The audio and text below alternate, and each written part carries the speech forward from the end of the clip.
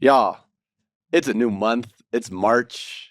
Thank goodness. And listen, we're all going to do something right now. And everybody listening has to do the same thing. We're going to manifest something good that's going to happen in the month of March. Okay. Okay, are you, Grace? You look like you're so ready for this. I'm not ready, but I like the idea. We were actually at In-N-Out Burger the other day, and we were manifesting. We were doing predictions for everyone's lives. Oh, prediction. Okay, what do we got for March? No. Let's do our own. I want to do my own. Oh, okay, do your own. Okay. Someone start, though. I don't have mine yet. I'm going to write a new song. Whoa. I just thought. Are you working on that? Nope. It's going to happen and it's going to be crazy, y'all. Yeah. I believe it now. I believe it. Yeah. I'm going to learn a song on the piano that I actually like. Whoa. Are you in piano lessons? I'm in piano You lessons. are? Yes. Yeah. I've already had 2. I'm having my 3rd this week. I'm learning notes. I'm learning to read music. So proud. My teacher's really proud. All my other Please fellow learn how to students. play Wondering. I have a recital in December. Yes. I'm inviting Wait, all can my we invite friends. everybody? Yes, Okay, I'm inviting all my yeah. friends. December, put it on your calendar. I actually talked about this before, not with all of y'all, but I think I'm going to buy a harmonica. Oh, my. I thought you were going to say a house. That is Not a house. I'll buy a house. That's a later manifestation in August. But this month I'm buying a harmonica, and I'm going to learn one song and I'll perform it on the here. Let's do it. I'm going to perform it on the podcast. Okay, good idea. We're going to have a musical episode. Okay, you can't TJ's do going to it. sing a song. Grace is going to play the piano. And Hollis is going to play the harmonica. And I feel like mine has to be musical now. But I'm not good at producing music. So I'm going to say I'm going to have a drive that I'm listening to a song that touches me so deeply that I start crying tears of joy in my car. That's what I'm manifesting right now. That's happening. Love this intro. That's happening. Wow. So Y'all, fun there's today. ours. That's crazy. You better do yours too. Wait, that Keep was us a really accountable. good one. Keep us accountable. Welcome to This is Kingdom, a good news brand podcast. This is Grace. This is Talon. This is TJ. This is Hollis. And this week we're talking about another Soares talk. It was so good, y'all. And we love called him, too. Aligning Our Wills with His. We love him. So just last week, I went to New York. Oh, Hollis was there too. Hollis came on the trip. And I was going to the Met. The Met is one of my favorite places in all of New York. And I have this tradition when I go to the Met. And I don't like to go to the Met with other people, even if other people are on the trip. I don't like to walk. Did Hollis make the cut? No. No. We No literally one does. walked into the Met and we're like, everyone separate. Yeah, I have a tradition. You guys need to do it. And it My was tradition- amazing. No, it's so good.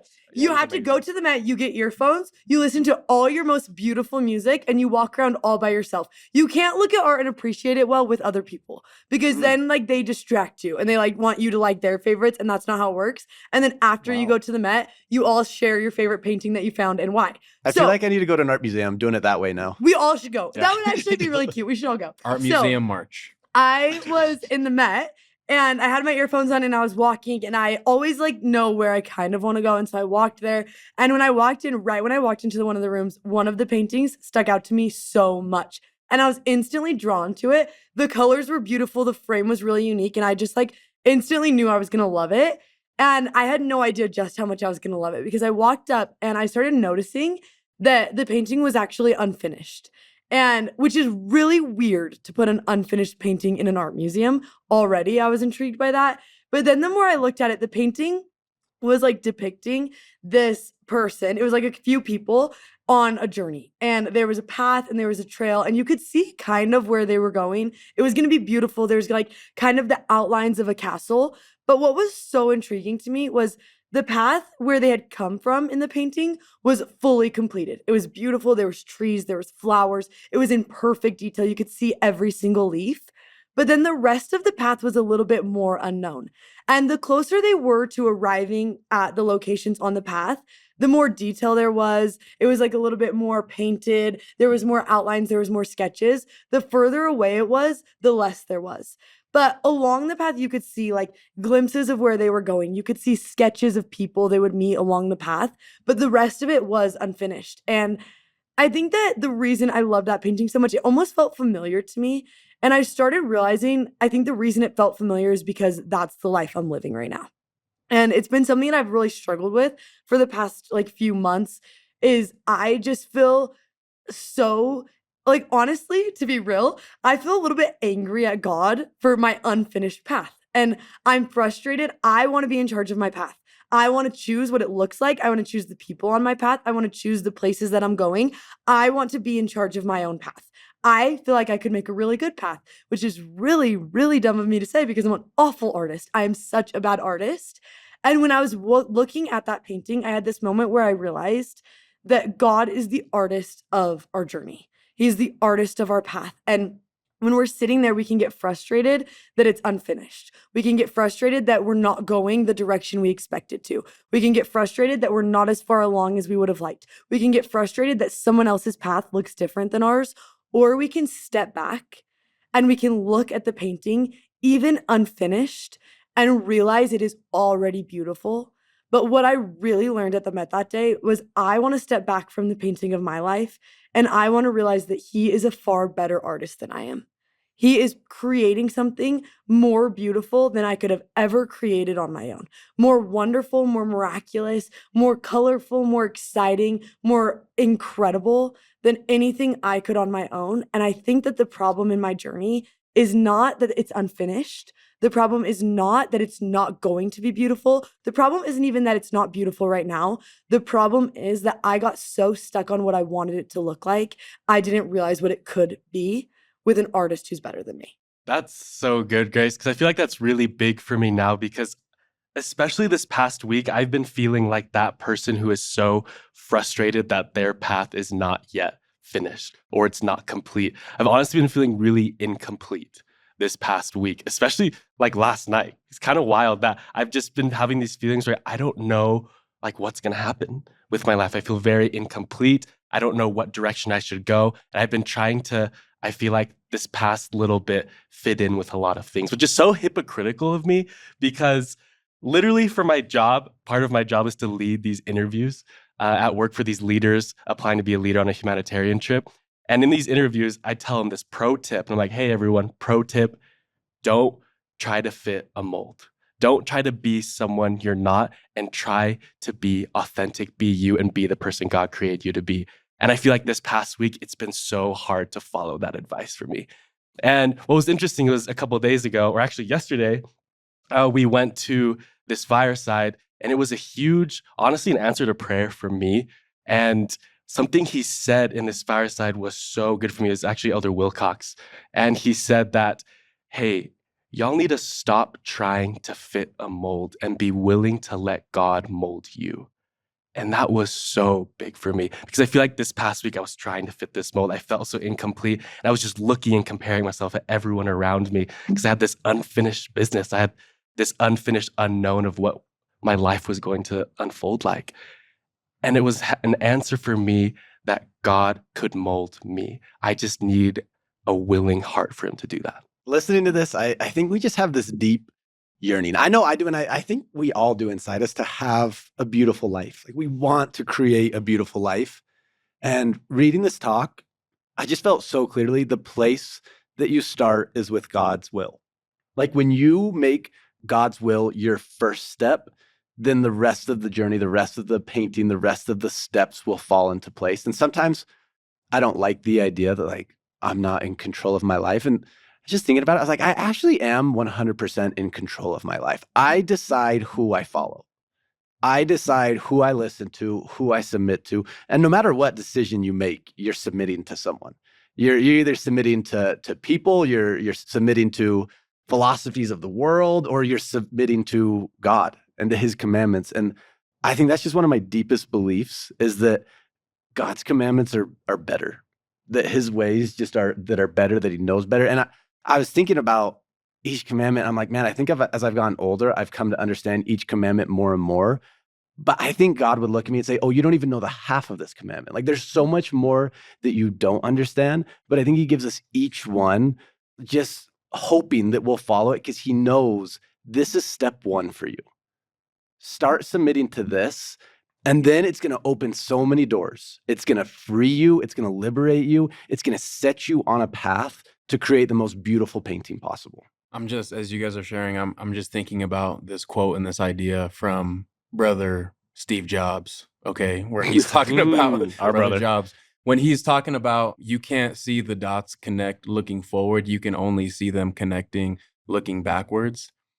And that can be so frustrating and such a tough thing because I know for me, I just want to see the dots connected and then I'll move forward. I just want to see the path complete and then I'll go for it. But it's so interesting. And I think to take it even a step further, I believe that when you let God mold you and when you walk with him and when you strive to keep his commandments and keep your covenants and move forward, all of the dots and all of the good decisions and even a lot of the good decisions that don't turn out the way that you thought they would, because all of those decisions and all of those dots are so purpose driven, it's really easy to look back and it's clear how God was guiding you. But contrasting with that, there's also been times in my life when I'm choosing my own way or my own selfish pursuits where I'm making a lot of dots, but looking back, they're not connecting to anything. They'll connect to like wasted time or regret. And we don't want that, and I don't want that for anyone listening to this. And so I love this advice that we want to connect with God. We want to choose him, let him mold us so that we can make some dots and look back and that we can see the path and see the connection that he's been building for us. What just came to mind as well is God's given us some dots to look at. I can't help but think of my patriarchal blessing. I feel like that patriarchal blessing is some of that unfinished painting that I can look at, some of that unfinished painting that I can get excited about, because I feel like there's a lot of ways, a lot of things we can submit to, but God's given us some advice. He's given us some wisdom of following that patriarchal blessing. If you haven't gotten your patriarchal blessing, I hope you get it, because I think it can provide something to help aid you in following his will. And it'll help you know that you can be molded by him because he's given you something to help you with that journey. Well, and it's interesting because I think there's a lot of things that get in the way of us genuinely allowing ourselves to give our hearts to God and saying, you know what, I really would rather live your way than my way. And I think for me and my journey, it was the unknown. I was so scared of the unknown that I started panicking. And I was like, no, I would rather paint this myself. I'd rather do this myself. I'd rather choose my way than your way because I know what mine's going to look like. And then Hollis brings up this point about maybe part of the problem sometimes is that rather than wanting to do it God's way, we look around and we would rather fit the mold of what other people are doing. And we say, no, I would rather live the way that everyone else is living because that seems safer to me. That seems like I'm going to fit in better. Maybe like talon, there's things getting in the way because we don't understand that we're like, no, I don't think that's actually a really good idea, God. I don't understand that commandment. I don't realize what you're doing in this area of my life. But what I think is so beautiful is, yeah, there's a lot of things that can stop you from living the life that God has in mind for you. There's a lot of things that can hold you back. Maybe it's doubt, maybe it's the unknown, maybe it's wondering if there's a way better, maybe it's other people's opinions. But I just never want to forget for the rest of my life that God's way is better. God's way is just simply better. And I heard this story the other day from one of my friends, and one of her very best friends passed away in a tragic, unexpected car accident. And she didn't really know what to do or where to go. And I'm guessing if you asked her, she would say that that was not part of her plan. She would have never painted that in her picture. She would have never wanted that in the story of her life. And she went to the temple one day and she sat there and it was right after the accident. And she was just sitting there and just praying for angels, praying for answers, praying for resolution, and the fact that the idea of what her will was so different than God's. And she just heard the voice of her friend whisper, "He is so much better than we could have ever guessed." And that's what I think we need to remember when we're giving our will to God, when we're trading what we want for what he wants, is that at the end of the day, even if our story looks different than we expected it to, that maybe we will still always have the chance to say, he is so much better than we could have ever thought. That's why we can give our will to him. I searched the world, but it couldn't fill me. Man's empty praise and treasures that fade are never enough. Then you came along and put me back together,